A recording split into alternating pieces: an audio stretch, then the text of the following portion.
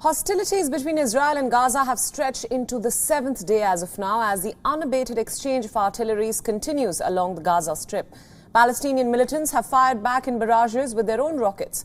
Israel's military has also claimed to have bombed the house of a top Hamas leader, Khalil al-Hayeh, which allegedly served as part of the Hamas infrastructure. Another strike on a three-story building in the Shati refugee camp has killed 10 members of an extended family. Israel's army claimed that the building was used by senior Hamas officials. Palestinian militants responded with volleys of rockets into Israel, killing a man near Tel Aviv. Despite the rising death toll in the Gaza Strip, Israeli Prime Minister Benjamin Netanyahu has said that Israel is taking special care to avoid any civilian casualties, since civilians are warned to vacate the buildings used by the Hamas terror intelligence.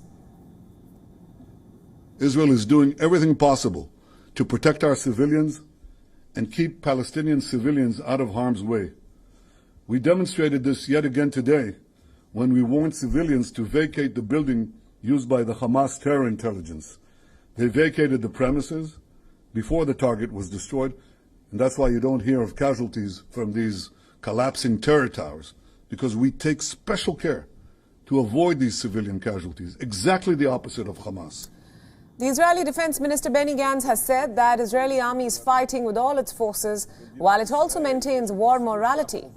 Gantz added that while the Israeli army aims for and hits military targets, Hamas aims at civilians and hides behind them.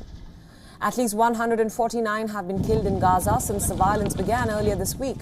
The toll continues and includes 41 Palestinian children as well. Another 1,100 have been wounded.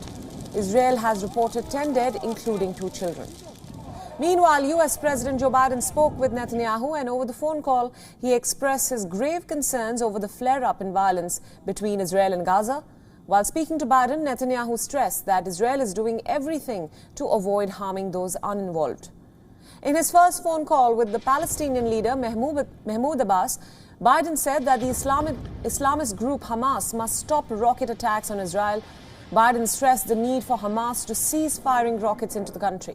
Biden also underscored his strong commitment to a negotiated two-state solution as the best path to reach a just and lasting resolution of the Israeli-Palestinian conflict.